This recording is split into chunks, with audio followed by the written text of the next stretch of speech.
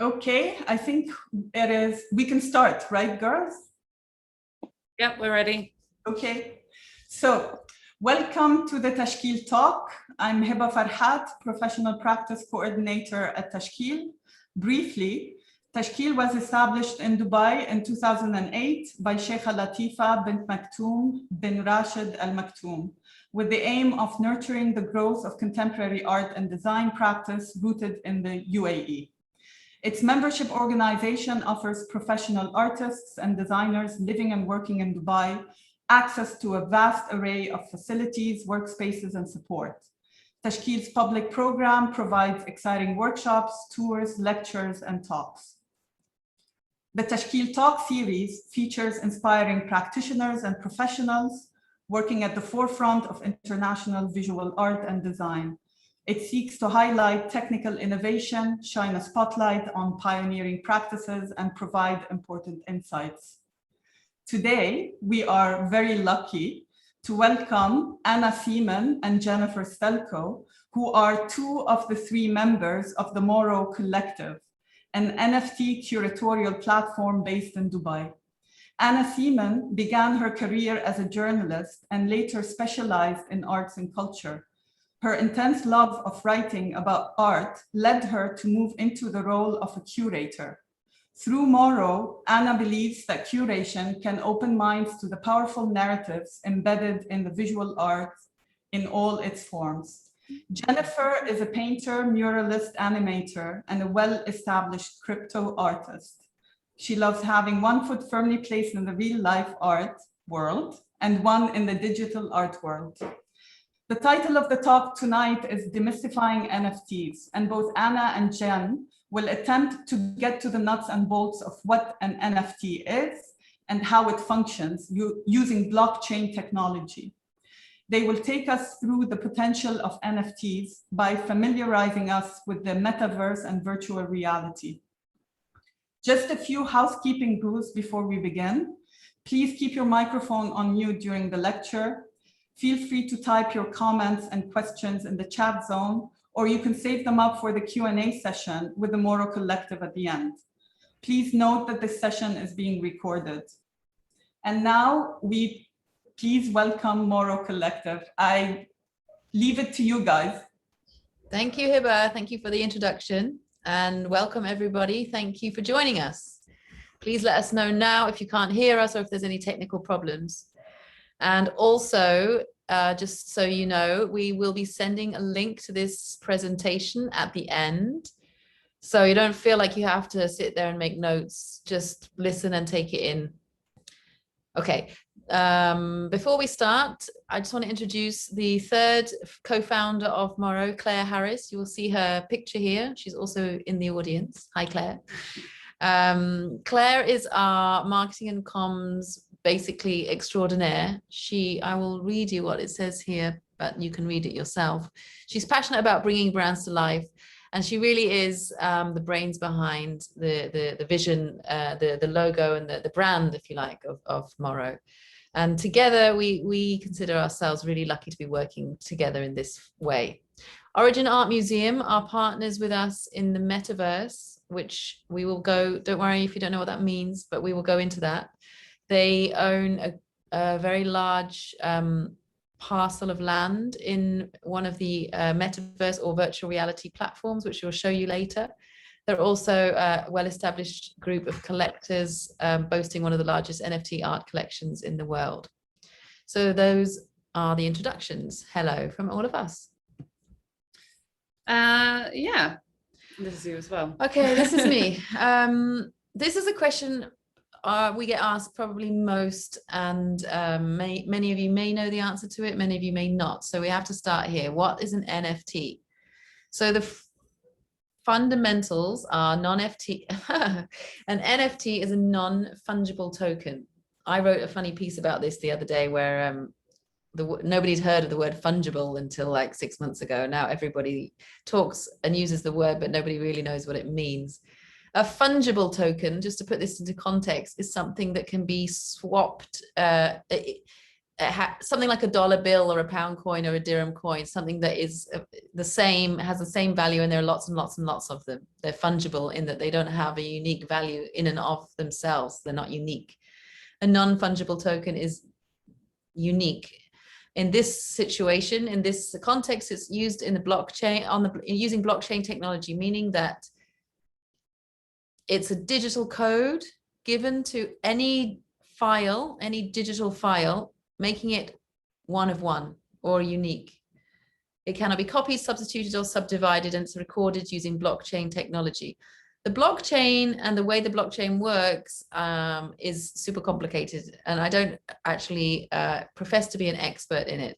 But the way to understand it is probably best to think of it as like a digital ledger or a library. You know, everything has its code, and it's used therefore in art terms, which I'll go into in a second, is really it's really important because it can certify the piece. Authenticity and ownership is something that clearly is really important in the art world, especially in the digital art world. If anyone out there has been making digital art up until now, it's very difficult to give digital art value because it's easily copied. You can just send it out on WhatsApp, although that's not the original file. Nobody knows the difference. Whereas now with NFTs, you do. Anna, can I interrupt for a minute? I just want to double check because some people are saying they can't hear you guys, which I'm trying to figure out why. Okay, some say that they can hear, but some say they can't. Maybe we can have a hand raise. Is there anyone who cannot hear right now? Yes, please.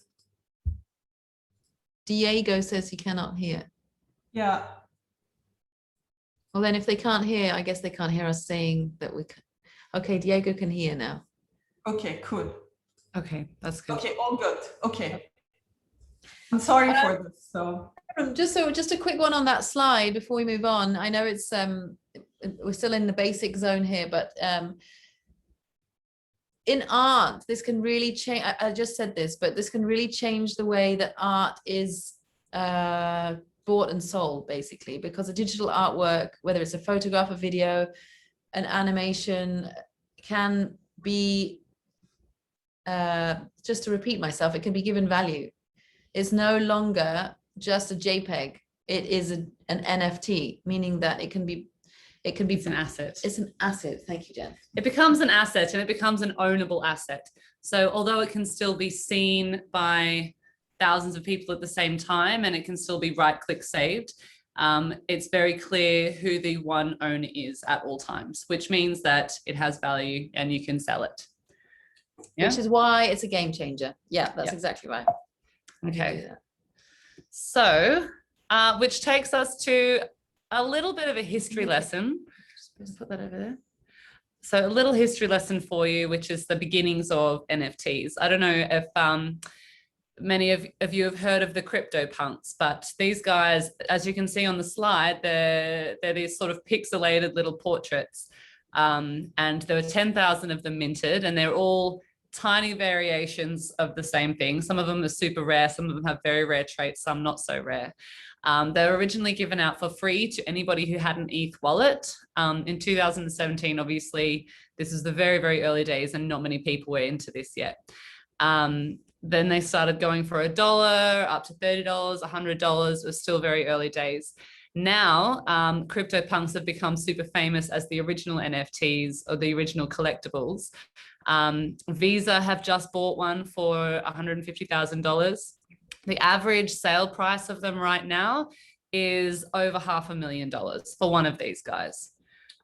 Snoop Doggy Dogg just bought one. I think it was 3.48 million or something. Yeah, Snoop Dogg got one. There you go.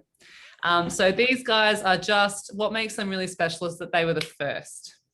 Okay, and then now I'm going to take you fast forward just a tiny bit, not very far.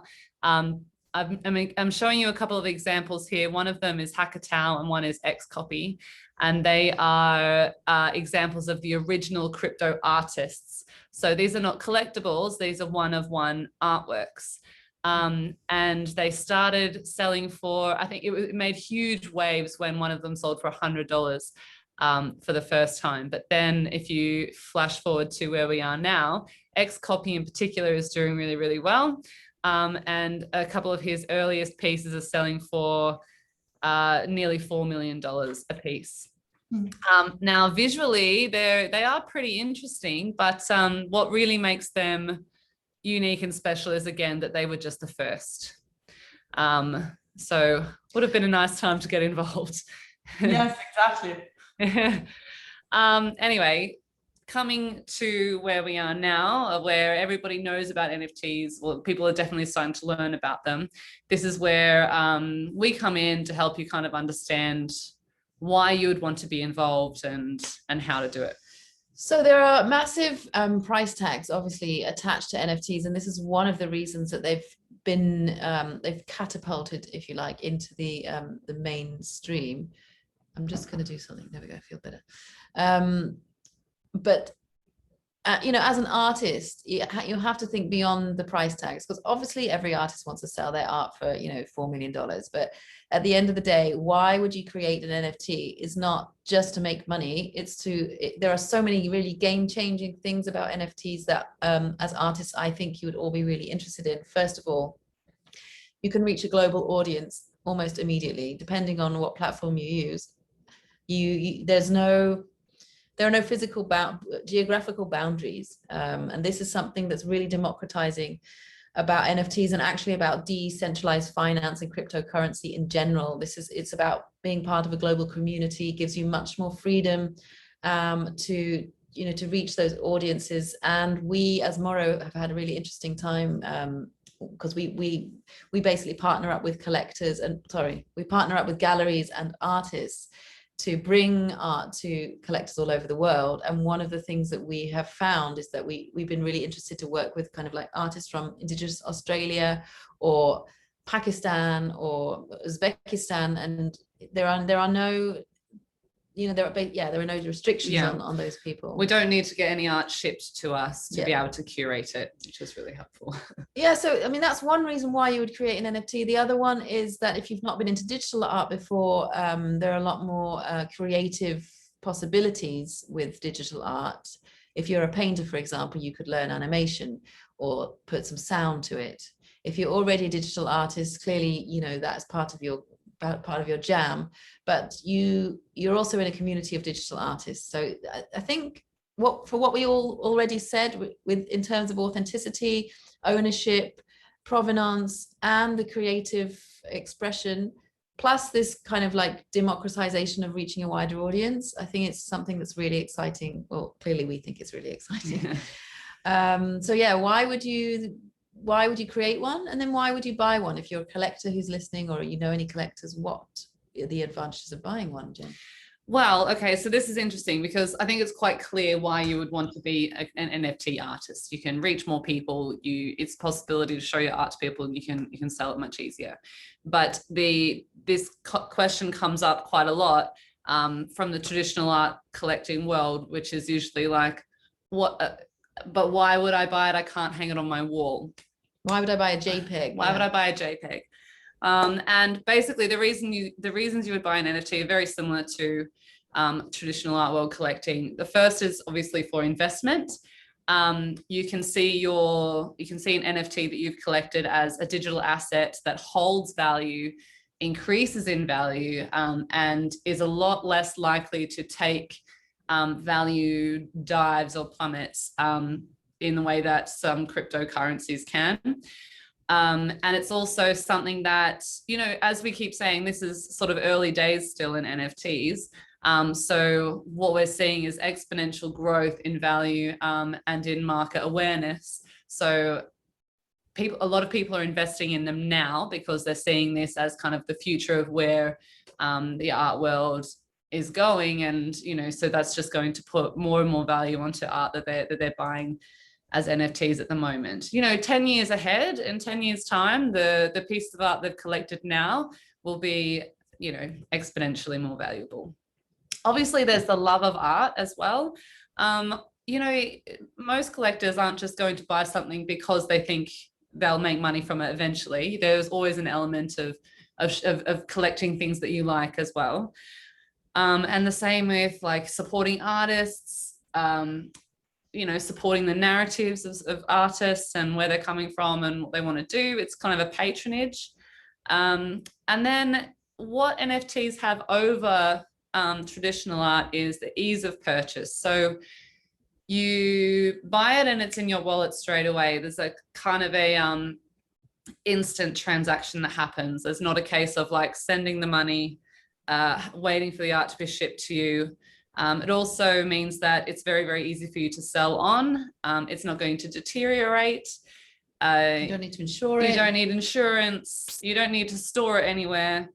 Yeah, and because you don't need to store it anywhere, actually there's flex that comes with that. So your collection of NFTs can be viewed by everybody at all times. So if you want people to see what you have, maybe you can't, maybe it's not the sort of thing that it's not a painting, like you can't hang it on your wall like you would a painting, but it's available for all of your sort of online followers to see, which is a lot more people than would, come into your house. Having said that, there are definitely ways that you can display your NFTs as well. Exactly. That brings us into, I didn't think we were going to do this slide next. Okay, no, we were going to talk about displaying NFTs, but we will get to that, of course. But this is clearly a really important question too. I know a lot of you out there are artists listening. And this question, after what is an NFT, this is probably one of the most asked questions as well, which is like, what is a good one? We were talking about this earlier, and I just said, the answer to this question is almost impossible to answer in the same way as like what makes a good artwork or what makes a good book. It's something, or what makes a good piece of music. It's difficult to put into words. You just, you feel it and it's good. Having said that, so that's why we would say at Morrow, because we are really true supporters of art and artists, that you should not change what you're doing, change your course or your style or your practice to make an NFT. That is probably the wrong direction. That's probably not going to make you a good NFT because it's not going to be authentic. What makes a good NFT, like what makes any good piece of art, is authenticity. It comes from the creative part of your soul, the part that makes art. Now, having said that, of course, there are things that you can do to that digital file to make it more attractive to collectors. What we have here on this slide are 3 pieces that we have in our collection that we've worked with at different levels. I'll start with the middle one, actually. This is an oil painting by an Italian-American artist called Bernardo Siciliano. We haven't done anything to this file. You can't really see on this presentation, but it's this beautiful oil painting that has so much detail that we don't need to do anything to it. And I think it's an important point to say to you as artists that you don't have to animate or digitally alter your files just to make an NFT out of them. They can and do shine alone without, as static files. However, on the left, you'll find a sculpture by Bashar al-Harub. Yeah, sorry. Sculptures are an interesting one because sculptures are, obviously by their very nature are difficult to make into flat digital files. Here we've done something called a GLB scan of the sculpture, which is a spherical sculpture, as you can see. This is actually really exciting and something quite new in the market, because until now sculptures have been really hard to make into NFTs. So this clearly gives a different dimension, and it can be done with paintings and other flat 2-dimensional artworks where you can 3D scan the back, for example. Something that's really interesting for older artworks, maybe famous artworks that are hanging in museums. We are looking into using this kind of scanning technology to give an extra dimension to those. And away all our secrets. Sorry, yeah, I know. Sometimes I talk a lot. The one on the right is just it's an animation that we've done, and you can just see that this was a static piece of. It's actually a carpet. Yeah. I wanted to include this one because this is an example of an animation that you can make from something that physically exists. So it's called the piece Carpet. It's by FBMI, and we've just added the animations to it. So yeah, animation, 3D rendering, scanning, virtual reality, audio, augmented reality. There are a lot of things that you can do to give your work extra value, which I'm sure there'll be questions about at the end. Yes, augmented reality. So Display. So Yeah. this is actually, if any of you are, I'm sure you all probably are in Dubai. We have an exhibition running at the moment at Foundry in downtown, which is largely physical artworks, but we've made NFTs obviously out of all of them, and we display them on a screen in the gallery. But what we also do is we have made augmented reality from those artworks, which show the NFT. So it's probably easiest to see what I mean in the bottom right, where, can we just play that again? Yeah. Go on. So what we have here is an example of how you can display an NFT. So this is actually a physical artwork on the wall. And we have an animation that we've made from the physical artwork as well. And by holding a screen up or a phone or a tablet or some kind of display, you can see on your tablet the animation appear. So that's just, an example of how you can have it on your wall and be able to show it to people as it is, what the NFT looks like. It's another way also to show people who don't know that much about NFTs how the physical artwork and the digital artwork are separate assets, although they obviously can. Okay, backtrack. Not every NFT is made from a physical artwork, but in this particular exhibition, we have taken the step of making physical artworks into NFTs. Obviously, an NFT can be a digital file. It doesn't have to be derived from a physical object. However, it is interesting in the work that we do at Morrow because we prioritize and love traditional art. We are bridging the gap between traditional art and crypto art. So we're working with traditional artists who generally use, traditional art working skills like painting or collage or sculpture and bringing them into the NFT world. So in that respect, it's really interesting because we hung the physical on the wall and then the NFT next to it. Which, if you're a collector out there, can be a really cool thing. Going back to the flex that Jen was mentioning earlier, you can buy the physical work, put it on your wall as you would normally, and then buy the NFT and sort of be able to show your friends that you have both, if you like. This is another example that we get a question that we get asked a lot, which is how, if I buy the NFT, how can I display it? So these are examples of digital canvases or frames which are made specifically for NFTs. So, I mean, in essence, they're screens which have been made with more of a matte finish. I think that's a Samsung frame. There are lots of different models on the market which you can do. And obviously the great thing is if once you own one frame, you can display all your NFTs on that one screen. You could just have them on rotation or choose to change them with the seasons or with your visitors to your house or whatever you choose. Yeah. And the other way that you can obviously display your NFTs is in a virtual gallery.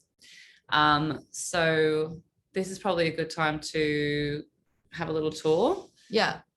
So, well, while Jen brings it up, so there are lots of different formats that you can use for virtual galleries. I mentioned at the beginning, Origin Art Museum, who are our partners. They own this enormous space in a platform called Crypto Voxels, which is in the metaverse.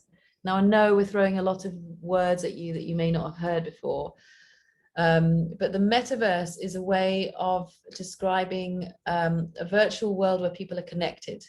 A bit like the internet, but in where people can actually have avatars and they walk around and they can talk to each other. If you've ever played a game like Fortnite or any of these games where you're connected to other users around the world, that's using the metaverse technology.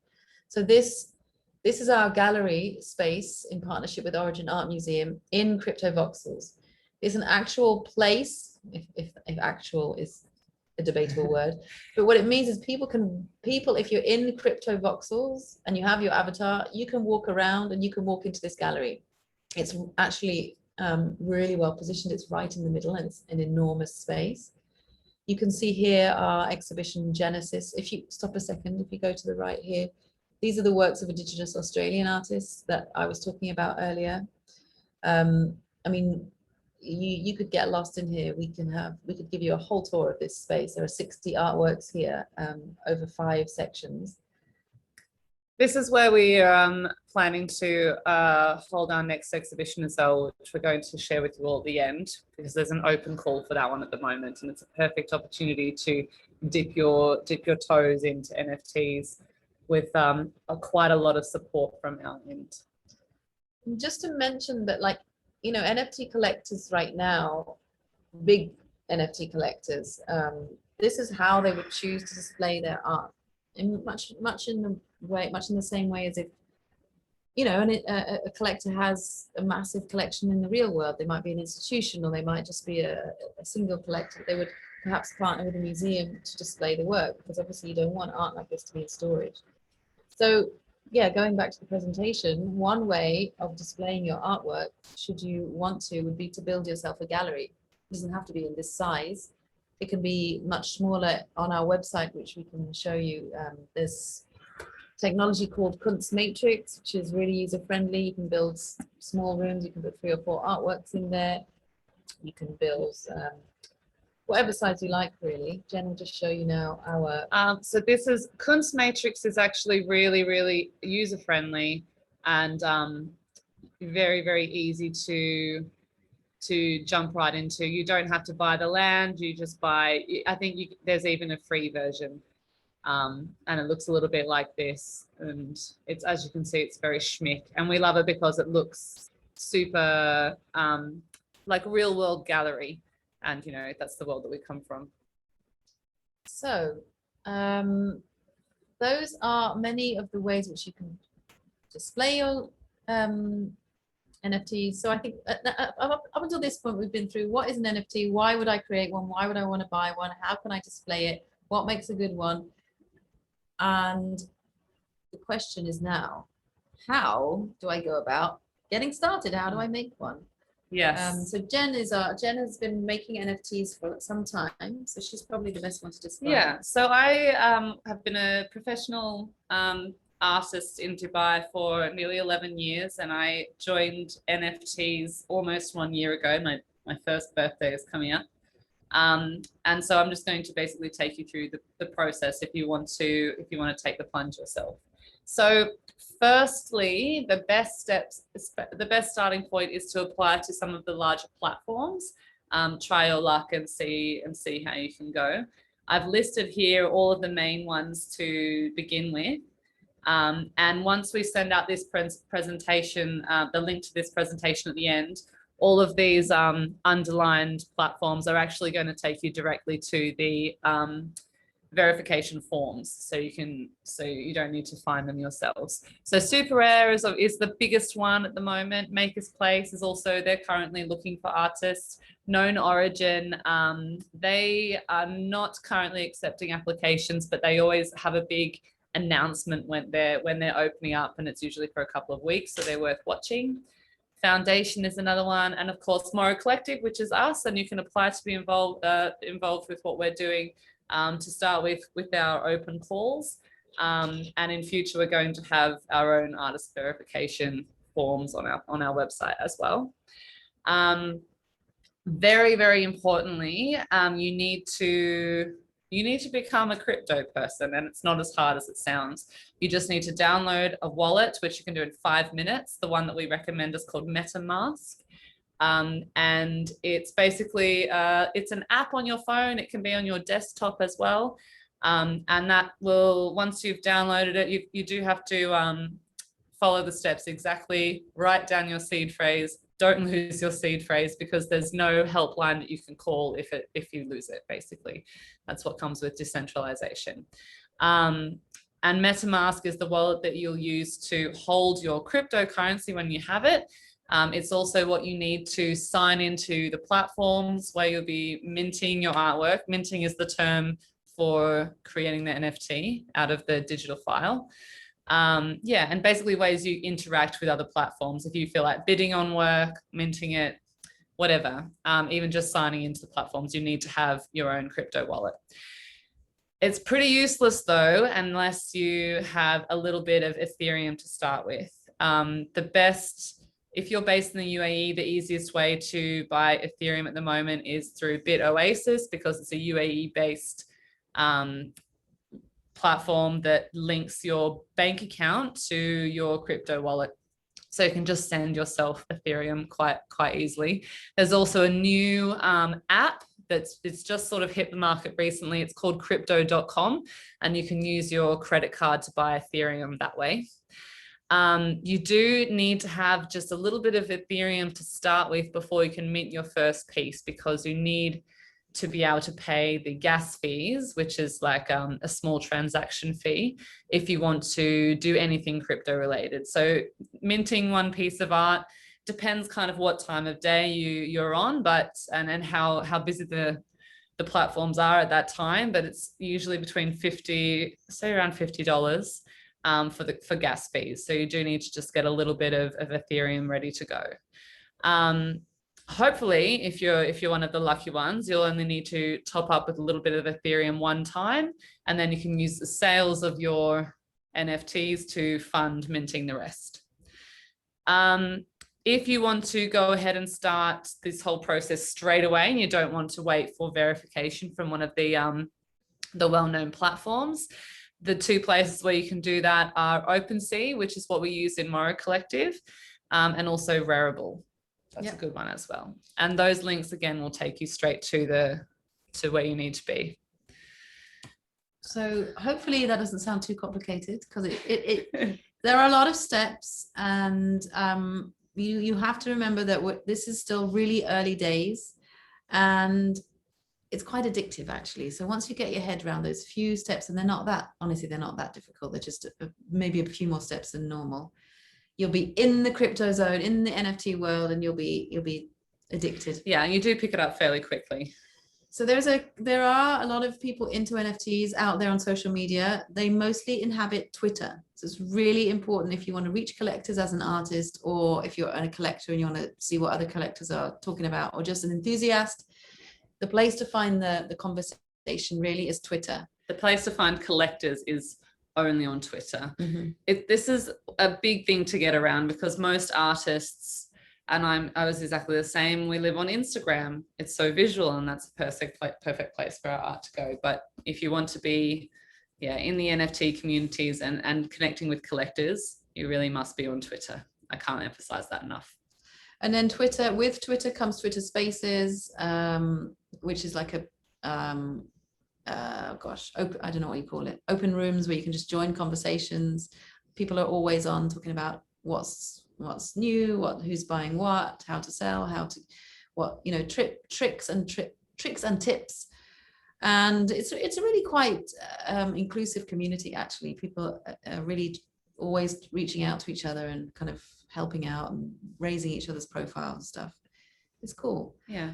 And also for collectors, sorry to interrupt you, but for collectors in the NFT world, which we found is something that we've learned, they really like and appreciate contact with the artists. So, in a way that perhaps a traditional collector would not go to an art gallery and expect to be able to, pick up the phone and have a chat with the artist. This sphere, because it's much more democratic, as we've mentioned, collectors want to engage with you as an artist. So, go out there, spend some time looking at who's talking, and send out some tweets. We've written here, engage with collectors. It doesn't necessarily mean just DMing them all with your work. I think they notoriously hate that, but it's a good idea to find the collectors, have a look at their collections, because they're free to see, and comment on them, or engage with conversations that they're having on Twitter, and become on their radar without just sort of flooding them with images of your art saying buy this, buy this, buy this. Yeah. Okay, cool. This is really important too. Security. Again, this is decentralized finance. This is not pick up the phone and call the hotline because you've lost your seed phrase, or because you can't work out how to, your MetaMask, how does it work. You need to protect yourself. Yeah. In this, yeah. So don't share your seed phrase with anyone. When you open your MetaMask wallet, you get a 15-word seed phrase. which you should not take a picture of with your phone, because security, it's easily hackable. If someone is going to hack your computer, they can easily hack your phone. So you should write it down, old school pen and paper. This is cutting edge technology, but you still need a pen and paper. Keep that piece of paper in a safe somewhere, and probably write it down a few times in case you lose that first piece of paper. Yeah, keep your computer software up to date for sure. So, make sure you've always got the latest version of iOS if you're on a Mac, or whatever the Android version of that is. And keep internet security software up to date as well. The one that we all use in Moro is Bitdefender. Make sure you're doing daily scans. Consider using a hardware wallet. So this is something that you don't need to have to start off with, but if you get to a point where you've sold quite a lot of NFTs and you're holding a lot of ETH and you don't want to convert it to dollars yet, then you might consider getting something like a ledger, which is basically like a wallet, except instead of it being an app or on your desktop, it's its own little file. So it just means that there's like a couple of extra steps for to keep it a little bit safer layer of safety. I mean, this is the one thing that you don't want to happen. You don't want to be hacked. So there's a lot of very clever hackers at the moment perusing NFT marketplaces. I've had a few friends in the NFT community really get hit quite hard, and one of them in particular was somebody saying that they were trying to commission an artist to do some work, and they basically sent a couple of files saying, open this, it will show you exactly what I'm looking for, and the files basically copied their entire hard drive, gave them access to their crypto wallet, and this is why you don't keep your seed phrase on your computer. So you do just have to be extra cautious, and it can happen to anybody. So just be very, very careful. I don't want to scare anybody off, because as long as you just take these steps, you'll be fine. So just basically don't trust anybody that you don't know.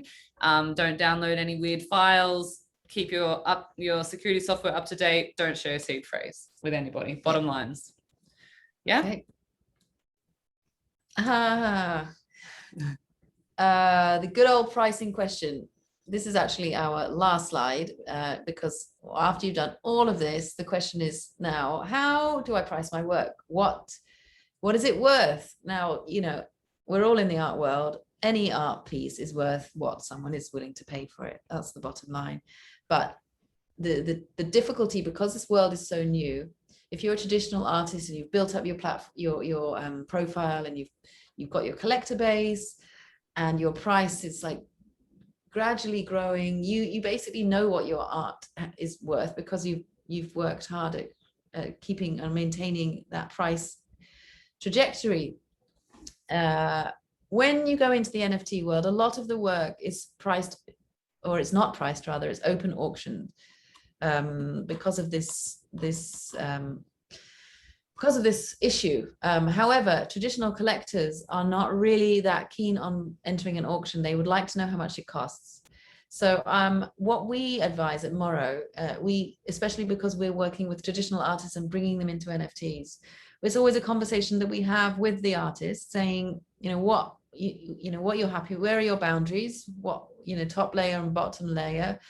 And what we advise is somewhere in between that. Obviously, we have to come to that agreement, and it's kind of reflective on the physical piece too. But as time goes on, and as this becomes a more established market, clearly these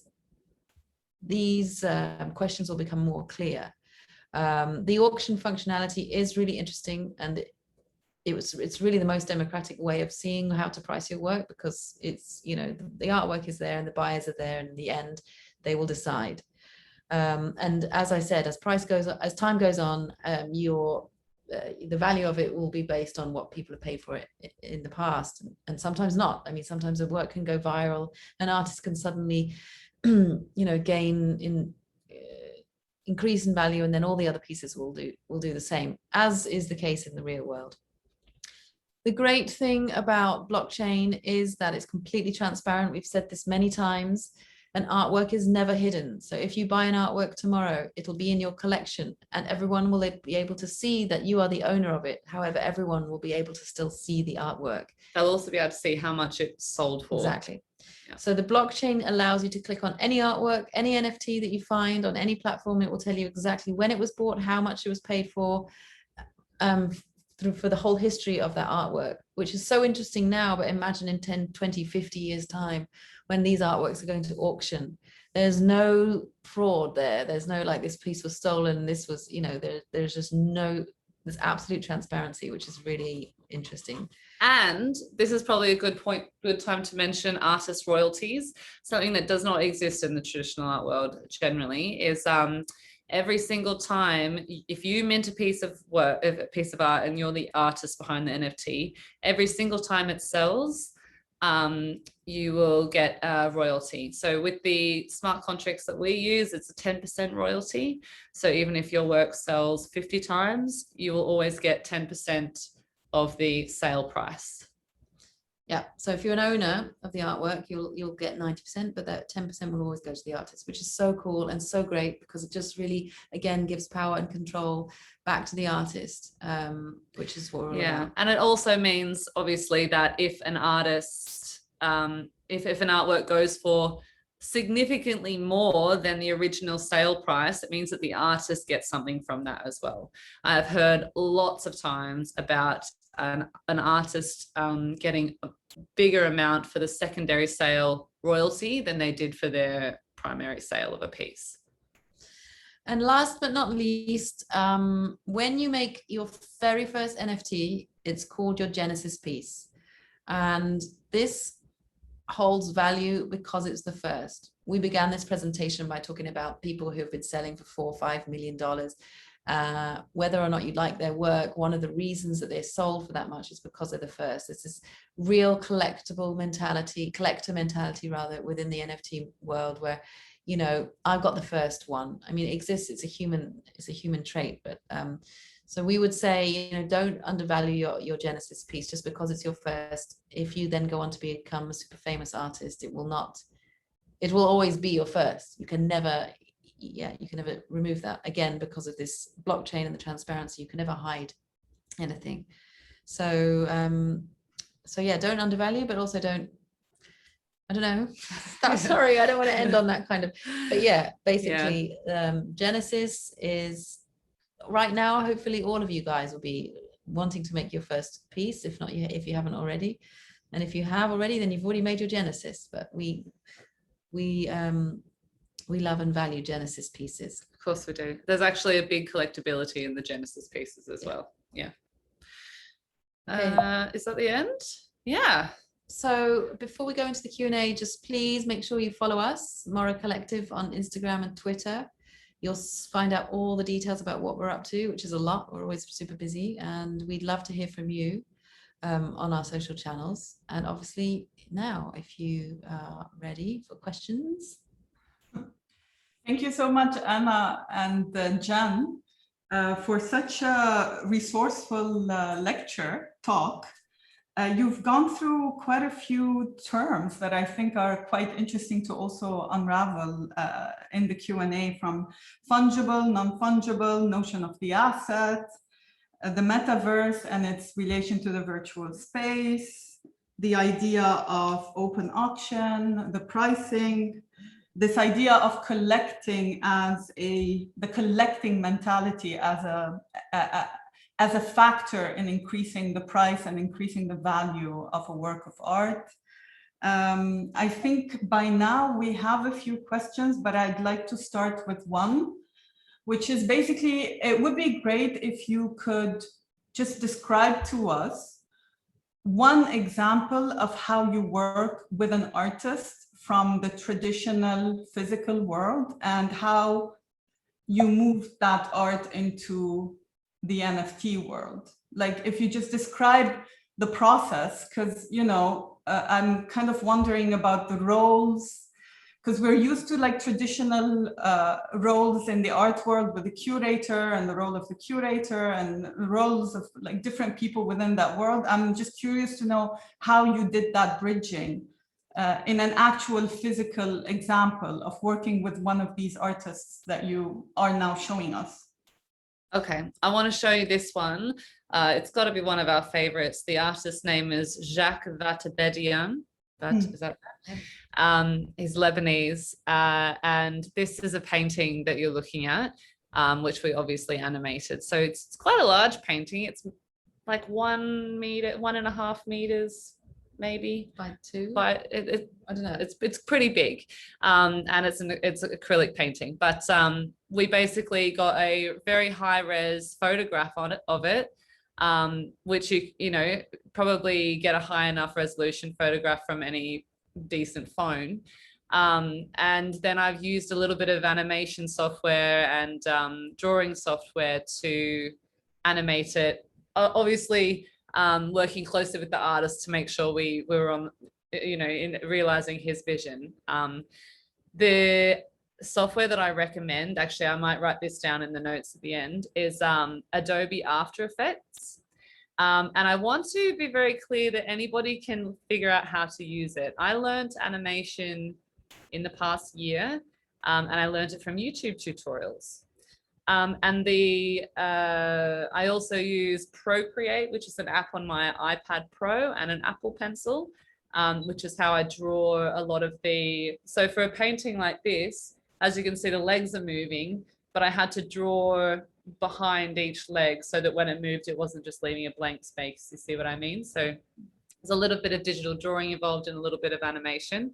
And so basically now it's become an NFT. So it's based on a painting. And curatorially, so the process would be after we met the artist, we would first select the artworks that we think would work best before the process begins.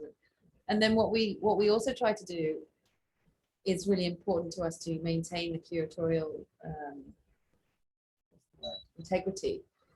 So this painting is about the blind march of kind of, you know, the rat race and people just kind of following the system, following the law, following the rulers, without really thinking about what they're doing. Something that the artist himself talks about a lot, and I think especially given the way things are in Lebanon at the moment. So we really wanted to maintain that. The sound on this as well, which is like the sound of marching men, and it just, you know, it would be silly to suddenly make something really you know, really frivolous or lighthearted or funny, because this is actually quite a serious piece. So we always make sure that we work with the artist to keep the integrity of the artwork in mind. Yeah. And again, this is a process that's very much in collaboration with the artist. We don't just take the artwork and do what we like with it. We have a couple of questions. Magda is asking, can the artist sell the physical oil painting and sell its digital version at the same time?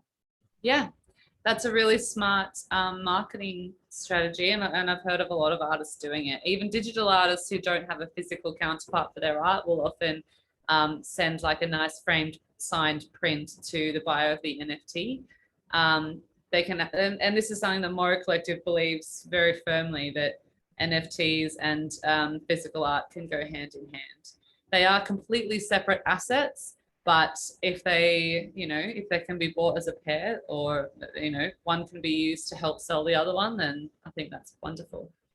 There is just a little bit of like, you know, a little bit more admin if you're selling the physical as well, just with shipping and that kind of thing. And you have to actually be able to get the buyer's address. Usually if you're offering an NFT buyer something physical as well, they will give it to you. But you do come across once in a while anonymous NFT collectors who like to stay very, very secretive. Yeah, thank you for answering. Sorry, Hiba, can I Yes, ask just a clarification on this? Like, for example, if I have artworks, physical artworks that are already sold to someone, and I have the scan of it, can the scan be put on NFT? Does it devaluate the uniqueness and the value of the physical artwork that someone else bought it? So can I sell in another word, can I sell the digital version of it? I to mean, in a someone word, yes, you can. They're two separate assets. It doesn't, and as the artist, you always maintain the copyright. So if you've bought a physical piece of art, you can't mint that yourself. But if you're the creator of the art and you've sold a piece, then you can absolutely use a scan or a photograph and mint it as an NFT. So we do recommend in this situation, as Jen said, you always maintain the copyright. But if you are, for example, in contact with the buyer, it might be just a courtesy to say, you know what, I'm making an NFT out of this piece. Would you be interested in buying it or not? And the other way is to make it less of a, copy, would be to give it its own digital life. So adding animation or adding audio, or just, digitally altering it a little bit so it becomes a fresh piece. It's another way. Okay, thank you. I mean, Magda did ask another question. Can they be two different buyers? And I'm guessing you answered. Yeah. We have another question. Aditi asks, can this work with any cryptocurrency or just Ethereum? So we work with Ethereum. That's the blockchain that we use in Mora Collective, but there are a lot of other cryptocurrencies that support NFTs as well. One that's becoming a lot more popular is called Tezos. Another one is Polygon, which actually works sort of parallel to Ethereum, so they can be sort of transferred between Ethereum and Polygon wallets. There's new currencies popping up all the time. Yeah, the murky world of cryptocurrencies means that so you can't buy something with a Bitcoin, but with Ethereum you can, and the other coins that are popping up, often they are compatible with Ethereum, so you can easily buy with those different currencies. Also, depending on the platforms that you use, you might have to use a different currency. The most popular one though is Ethereum. Yeah, Ethereum is definitely the most popular. Now I know that Ethereum has been getting a really bad rap lately for being quite bad environmentally. But it is also a case of crypto art and NFT art is a very, very tiny part of the whole Ethereum ecosystem. Having said that, Ethereum is working very hard on ETH 2.0, which is going to be, I think is it launched now? It's about to be launched. If not, it's going to be super, it's going to be much, much better anyway. Until all of that happens, we have committed to offsetting the carbon of every NFT that we create by using a company called Offsetra, which accepts ETH payments. So if that's a concern of yours, then there are ways around it for sure. We have another question. Claire asks, can you remove an NFT from, say, Rarible if it has not sold, or once an NFT, that's it? It's on the blockchain forever? no, you can remove it. You can burn it. You can burn any NFT if you don't want it anymore, or you just just want to remove it. But the term is burning, but effectively what you actually do is transfer it to the null and void address, where it just disappears. And a lot of people actually will burn art so that they don't always have a lot of stock. Right, so if you're an artist who's got like 100 available pieces, then minting a new one might not be that exciting. But if you try to maintain a low collection, a low amount of stock by like burning ones that haven't sold or gifting them to people, that's usually a pretty smart way forward as well. If it's like a series of like a triptych or a series of pieces of the same collection, could they be minted? Like, how are they minted? You can mint collections. We do it all the time. So when we use OpenSea, and we have different collections for exhibitions that we've had. So we have our Genesis collection, we have our Into the Revolution collection, which is our current exhibition at Foundry. So if you want to basically mint a few pieces together like a series. It's just a case of creating a collection and minting them all there if you're using OpenSea. If you're not using OpenSea, if you're using one of the other platforms, quite often they will have options for you to drop a series all at once under a certain heading. It kind of all works slightly differently. You might want to talk about additions, or we Yeah. haven't talked about additions yet. So we like to work with one of ones, so everything's a single edition, but you can also mint multiples. You can't mint one piece as a one of one and then mint it again as a one of one and then say that there are two of them, but you can mint say 10 editions of one at a time, or depending on what platform you use, you can do thousands. Obviously the value decreases depending on how many you have, how many editions there are, which is why we like to work with just one of ones.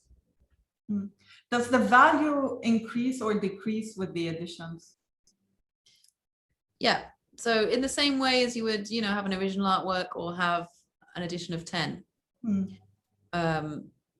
Again, value or pricing can vary depending on if the people are willing. Suddenly it's super popular, but obviously if it's a one of one, it's much more valuable than one of 10 or 20 or 5,000. Yeah. Margot has a question. Who keeps the original artwork, the original oil painting, for example? I think that goes back to the question about the physical artwork, I believe. So again, they're two separate assets. You don't have to make a painting and then make an NFT from that painting. You can just make a digital file and that can be an NFT. However, if you do make a file, an NFT from a painting, it then becomes a separate asset. As Jen was saying earlier, you might want to make that a little bit different. You might want to add sound or animation to make them different, but in the end, it's two things. So if somebody's interested in buying the oil painting, it doesn't mean that they have to buy the NFT or that they somehow own the NFT. It can be sold to two separate collectors, or obviously the same one. At Morrow, we try to encourage our collectors to buy both because it's this bridging of the art worlds. But so the person who keeps the original artwork is the same, the person who buys it, or But you can sell an NFT that you've made from a physical piece and then still sell a physical piece later. Yeah. Ilham asks, can sound art be an NFT? Yeah, well, sound can absolutely be an NFT because it's a digital file. Audio, it can be, NFT can be MP3, MP4, JPEG, PNG, GLB, any digital file can be minted. Well, a lot of artists, musicians, artists have been making NFTs out of their back catalogs and work now, because again, with iTunes and streaming and YouTube, people don't buy music anymore like they used to. So this is also a big game changer in the music industry. Yeah. So, sound art, definitely can be an NFT for sure. She also has another question for collector. When I have my collection, is it possible to sell one of the collection, and in this case, the artist take 10% of the sale, or how it works? Yeah, that's how it works. You can sell any of your collection to another collector. And at that point of transaction, because everything is built into the smart contracts on the blockchain, it's not even a question of, chasing it down. Yeah. It's an automatic, as soon as that transaction goes through, 10% will automatically go to the artist. It's very exciting when that happens. Just get an email, says, oh, you've got 10% royalties on something. So that's how it works, yeah. And it's there automatically, yeah. Taline has a question. Can you please give more information about your current open call? What we'll do is attach a flyer to the chat. I posted it on the chat, Jen, the link. Okay. It's also on our Instagram page. If you follow us on Instagram, instagram.com/morrow_collective, there's every link that you need is there, and also a lot more information. But it's an open call for UAE based artists. And I think the deadline is 21st of October. 21st of October. we're going to be doing a show to celebrate the 50th anniversary of the UAE. We're doing 50 artworks. And yeah, we're looking for people to submit works at this stage from UAE-based artists only. But obviously, we're always interested to hear from artists wherever they are. And all we're asking for to begin with is images of your work. It doesn't need to be minted, or you don't need to be an experienced NFT artist to apply. If we select your work, then we'll help you with the process. Aditi has a question. What is a good number of artworks to have available for sale at a time? That's I guess how long's a piece of string? I don't know. Every artist is different. Some artists just like to mint whenever they like and just share their art with the world, and they don't mind what sells and what doesn't. Other artists like to burn off art if they've got too much in stock. It's really just that one has to be up to you. Also, if you can get your art on multiple platforms, then, you know, maybe you can have a couple of pieces available on each one, because, you know, there are collectors who prefer certain platforms. Yeah. Margot has a question as well. You mentioned something about sculpture. Can this be an NFT? Yeah, so the way that we've made one of the sculptures that we have in our current exhibition into an NFT is basically by making a 3D scan of it. You can get some very fancy 3D scanning hardware, but actually an iPhone 12 will do a pretty good job. There's an app. What app are you using in an app? Yeah, it's an app. It's called Polyscan? Polycam, I think. Polycam. Okay. Yeah, and that's so in our case, what we've done is scanned it and then done a little bit of digital altering. But yeah, it's absolutely possible. And what's really interesting about the GLB format, if you do make a 3D scan, is it actually can be minted as an interactive digital asset. So for example, if you hold your cursor on it, you can turn it around, you can zoom in, zoom out, and it's a really interesting way of being able to see up close something. Yeah. Aditi, again, would you recommend minting your Genesis piece as an edition? I would say no. I would say no. Well, look, Morrow Collective are about, we have three buzzwords: scarcity, narration, and substance. One thing that we didn't say in this presentation, which we often do say, is about the reason that we came together. So when NFTs became semi-mainstream, or at least people started to hear about them back in March, was when there was a big sale of an artist called Beeple, who sold an artwork for $69 million through Christie's. Mm-hmm. And suddenly everyone was like, oh, what is an NFT and how do I get into it?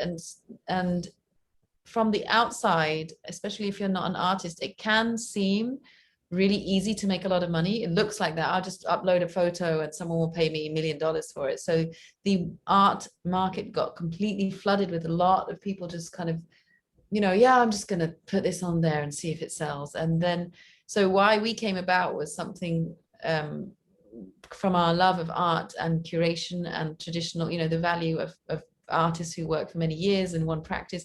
So we value that substance, narration and scarcity. So definitely to that question, we would say no, but you might ask somebody else and they might have a different opinion. Yeah. We have Muhammad who raised his hand. So Muhammad, please go ahead. He wants to.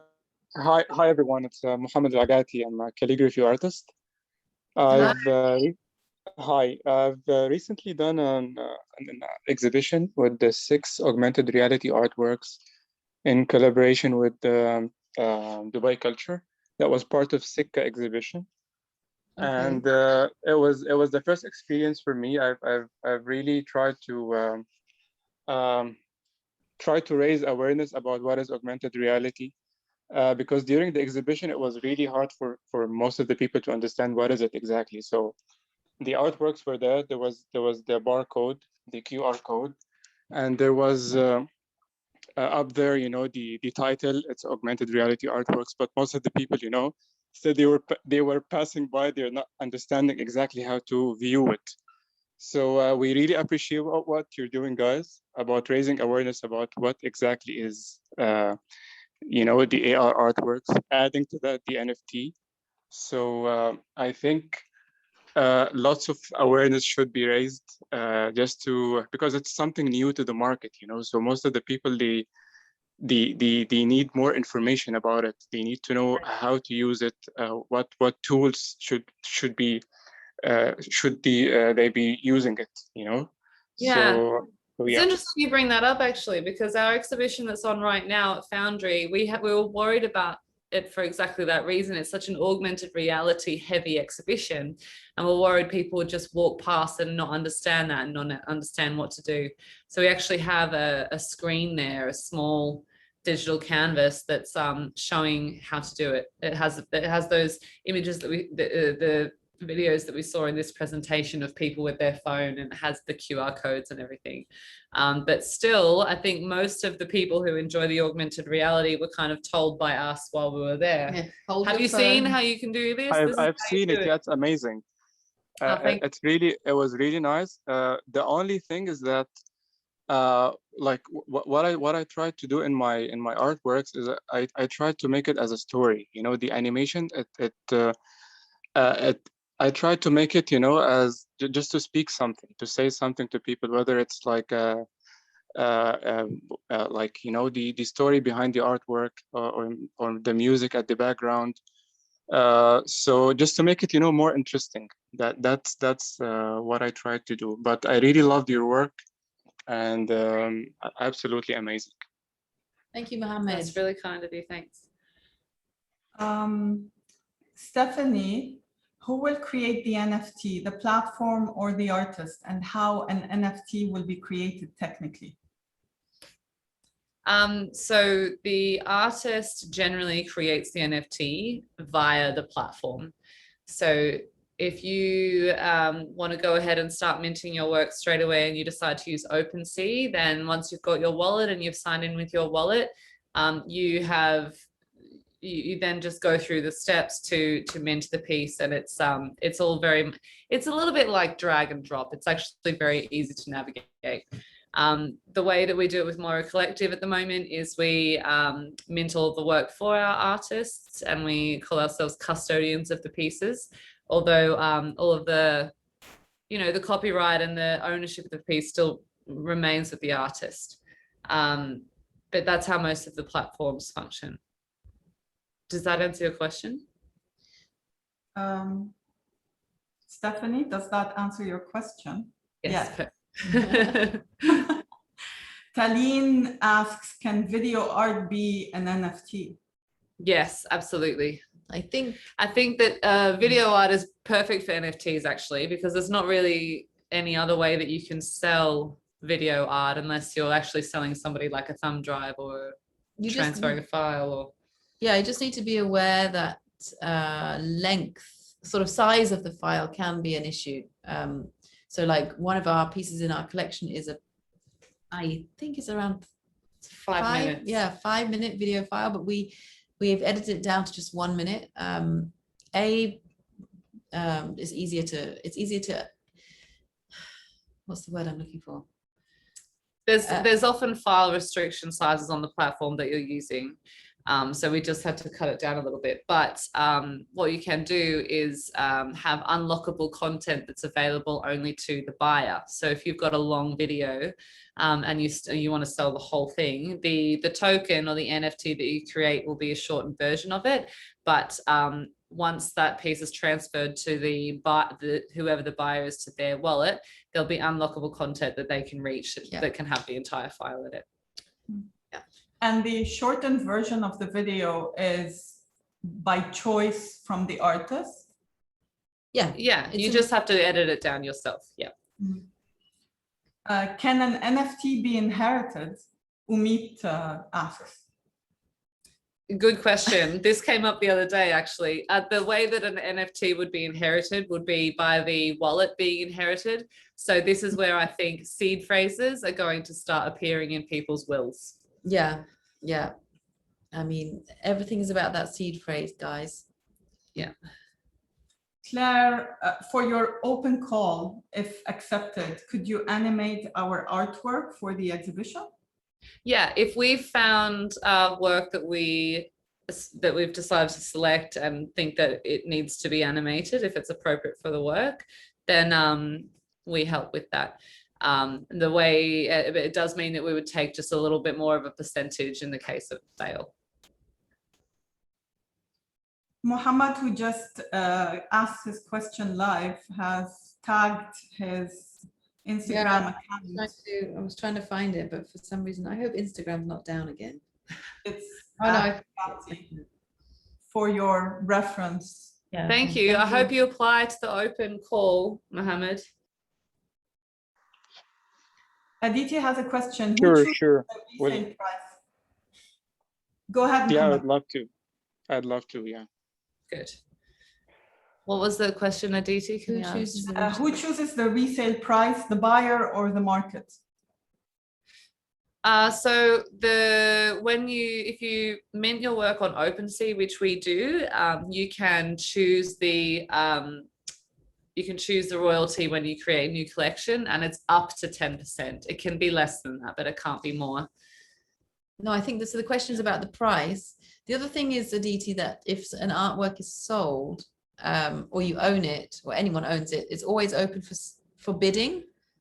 So you can, if you own, you know, Jen's artwork, I own Jen's artwork, but Claire wants to buy it, she can come along and she can give me an offer for this artwork. I don't have to accept it. Yeah. But you know, there's clearly the artwork is now mine, so I decide the price. As the owner, I decide what I want to sell it for. The buyer or the market. So the question is basically, if the buyer comes and offers me $1 million for it, I'm probably going to sell it. You know, but the market also will. I also would follow the market, so I understand that Jen's artwork has value, and it's growing. So I would know that I'm not going to accept, you know, $1 for it. So also, if I'm the artist and I've minted a fresh piece, I can list it as with a buy it now price if I want to, or I can leave it as a open for bids. And that's when people bid, and then I decide to accept the bid. And the same if you've got a piece that you've bought from somebody. I see quite a lot. Some collectors will buy a Genesis piece or a piece from an artist, and then immediately list it with the buy it now price that's like 1,000% more, just on the off chance that somebody will buy it. But quite a lot of the time, it's the auction functionality is kicking in, and it's usually just bids that happen. So you don't necessarily always decide on the price. You just decide if you're going to accept what somebody's offered. Aditi has another question. Can the artist choose the percentage of resale value they will get? So you can't decide after you've minted it, but in the minting process, if you use OpenSea, you can choose any number up to 10%, but not more than that. But then all the platforms have their own rules. I know that Foundation Foundation is one of the main platforms, and it's received a lot of bad criticism for being for not giving artists royalties, for example. Super Rare, it's always 10%. I think Maker's Place is 10%. I think 10% is generally the norm. If you're using a platform where you kind of have sovereignty and you get to make those decisions, I don't think it's ever more than 10%. I'm not entirely sure. I actually have a question. I mean, could you speak towards like the specific context of Dubai and the UAE in relation to the NFTs? I mean, we hear about the NFTs like in a general sense, creating its own market, you know, in the virtual space, but also kind of affecting other markets as well. But I wonder, how do you see changes happening here in Dubai in the art scene? So I think Dubai in general is, it cherishes and values innovation, forward thinking. You know, there's a lot of directives from the government saying it wants to be 10 times ahead of the rest of the world in 10 years. There's a lot of emphasis, especially, you know, on the future foundation and the future of being at that forefront. We have a minister of AI. We have a lot of support for technology, which means that that Dubai is a place where people come. In fact, in the NFT world, a lot of people pass through Dubai. I don't know whether they're here to stay, but they definitely are gravitating towards Dubai as a place where there is opportunity and there's interest, and there are collectors as well. What we have noticed in the time that we've been here is that there's also a really strong NFT community here. There are a lot of people making NFTs, creating NFTs, talking about NFTs, setting up platforms, and they're also really supportive. So I think that whilst this is a global movement, Dubai is definitely an exciting place to be. The other thing from the Morrow perspective, as curators, what we particularly love is that in Dubai, so one of our main functions is that we work with galleries to bring artists into NFTs. So we have so many stories here in Dubai, and we keep going on about narrative, I know, but this is something that we value really highly. Artists in the end are storytellers, and so we find so many stories here in Dubai. We all know that it's a cultural hub, melting pot, all these words that you hear all the time about Dubai, but when you look at the art world, you really find them literally all corners of the earth. You find those stories coming together. So I think there's a really good synergy going on with the content and the technological support. So yeah, I hope that answers your question. We have another question from Nora. I'm a digital artist with a lot of existing pieces, some currently being sold as prints, others still not published. Should I prioritize a piece I know is more popular or put up completely new ones? You should apply for the Morrow Open Call. Again, this is really a decision up to you. If you know something's popular, why not mint it? If it's popular already, then sure, go with that. It's still considered as a new piece of art if it's never been minted before. It can still be a whole new asset. I just saw one other question that I want to answer quickly. Someone said, do you need to officially copyright your work, Magda, before going into NFT? And no, you don't. It just exists already. And Anastasie is asking, where's your current exhibition and until when? All yours. It's at Foundry in downtown, which is on the boulevard, kind of down from the Opera House and Burj Khalifa. And it is up until the 20th of November. Actually, interestingly, we'll be having a few programming events. We've got a talk next week, and we may have a panel in maybe a month's time about how to make an NFT. So yeah, please go down. Make sure you have a look at the how to look at the augmented reality. We talked about that with Mohammed earlier. It should be quite straightforward, and download the app, and then you can see the NFTs in front of the artwork. There's also a screen in the gallery which will show the NFTs on rotation as well. I'm going to ask another question to give people the chance to ask if they have any final questions before we end the conversation, the Q&A section. So you spoke a lot about this idea of value and assets, but I wonder, like, how much is this related to the volatility of the market itself, like, you know, the NFT market? Because it's like this idea of collectible, where like someone could say something, I don't know, Elon Musk could say something on Twitter and suddenly it shoots up to like insane numbers, or he could say otherwise and then it shoots down. I mean, this idea of risk and volatility, how is it connected to the value of the piece itself? Yeah. Well, you're right. Crypto is very volatile. It's very up and down. And in our time since we founded Morrow, we've seen a couple of major dips. But on the graph as a whole, it's still very much steadily going up. But NFTs as digital assets are a lot less volatile than the currency. So it's actually kind of an interesting way of keeping your The value of the artwork. keeping the value safe. The currency, I mean. Keeping the currency safe. So if you've bought something for you know, X amount, and then crypto takes a dive, the value of your work might not necessarily dive. So it's actually recorded. Again, I'm not sure on every platform, but if you buy an artwork for 1 Ethereum on OpenSea, and that day the Ethereum is worth $3,000, but the next day it crashes to 1,000, the value of the artwork, the price that you paid, will be written also in dollars. So you'll see the buyer or the person coming up next to you will see that you paid this amount for it. Yeah. So there's a more of a protection there, and that's why it's quite interesting as an asset class for investors, because you know, everyone's interested. This volatility means that investors are interested, because this volatility can mean high gains. Actually, I think NFTs have a better chance of increasing in value than just the crypto as well, because they're increasing, you know, for more reasons. The value of an NFT might increase because the artist becomes more famous, or somebody famous buys one of their pieces, or they've just been in the game long enough, you know. There's less chance of it crashing down than the cryptocurrency itself, and there's a lot more chance of it going up in value.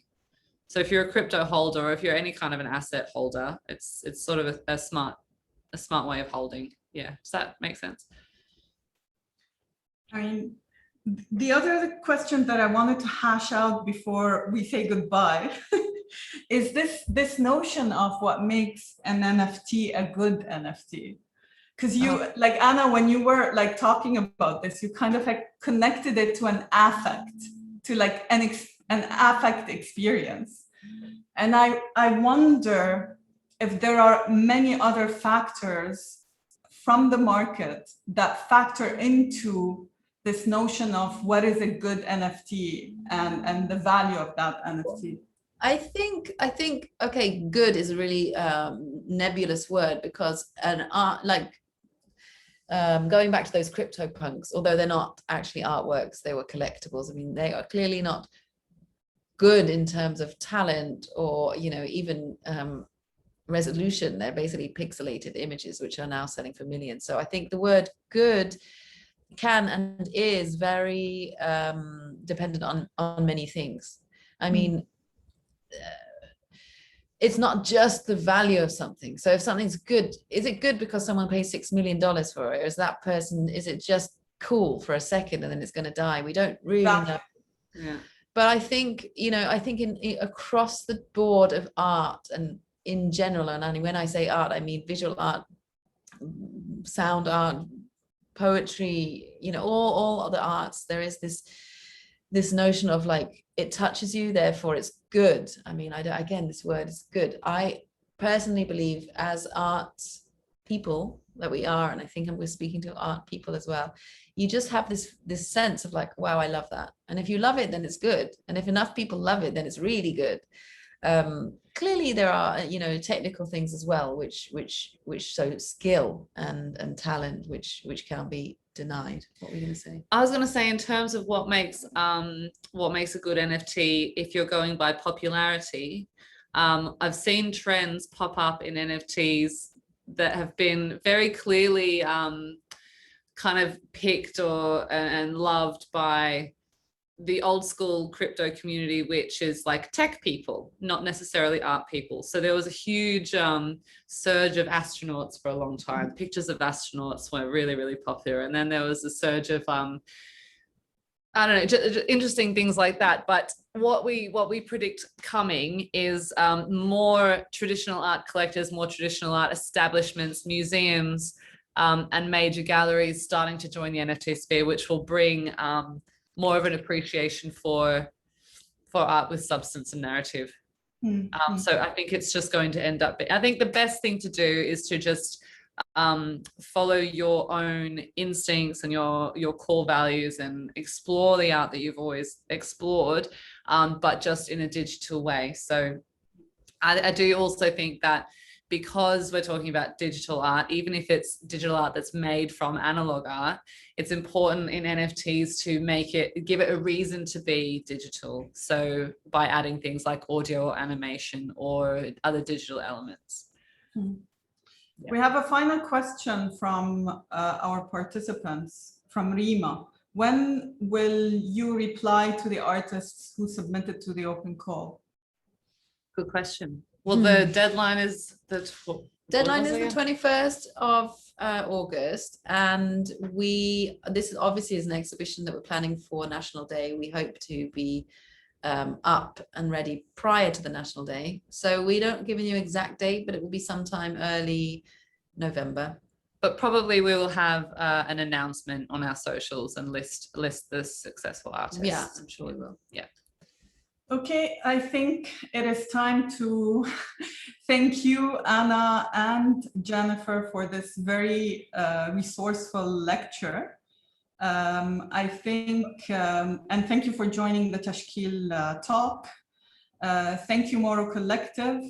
We have learned so much. For more information on Moro Collective, please visit moro-collective.com. That's their website, in addition to the page that they have now online with all the other social media handles. Also, please, as we mentioned during the talk, is that the open call is on their social media, and I've also posted it in the chat for anyone who wants to refer to that. And for more on Tashkeel, follow us at Tashkeel Studio and at tashkeel.org, where you will find lots more talks, lectures, and workshops to join. And see you next time. Thank you again, Anna and Jen. Thank you. Thanks so much. This is great. Thanks for having us. Thanks. Thank you. Thank Bye, you, everyone. everyone. Thanks, everybody.